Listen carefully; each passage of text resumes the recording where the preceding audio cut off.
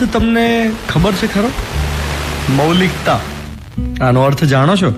ઘણીવાર મને વિચાર આવે કે ભાષા હવે કેટલી બધી બદલાઈ ગઈ છે કે મારે સતત વિચારતા રહેવું પડે છે કે તમને મારો કયો શબ્દ સમજાશે અને કયો નહીં. મૌલિકતા આવો જ એક શબ્દ છે. પછી બીજો શબ્દ છે સર્જકતા, જેનો અર્થ થાય ક્રિએટિવિટી. મૌલિકતા એટલે ઓરિજિનાલિટી.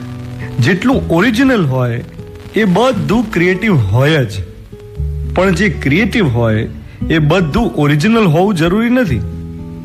જેટલું મૌલિક હોય એ બધું સર્જનાત્મક હોય, પણ જે ક્રિએટિવ હોય એ બધું જ મૌલિક હોય એ જરૂરી નથી.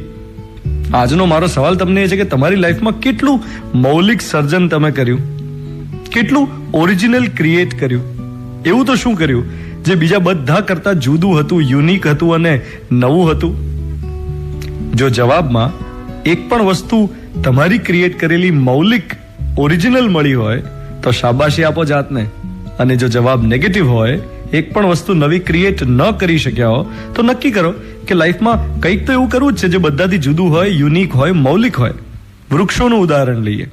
એક જ ધરતીમાં બાજુમાં આવેલા વૃક્ષો એક જ જમીનમાંથી પાણી શોષતા હોય, તે છતાં જુદા ઉગે છે, ઓરિજિનલ હોય છે, યુનિક હોય છે. એમની આગવી ઓળખ, આગવો છાંયડો, આગવા ફળો, આગવા ફૂલો છે. આપણું પણ આવું જ હોવું જોઈએ.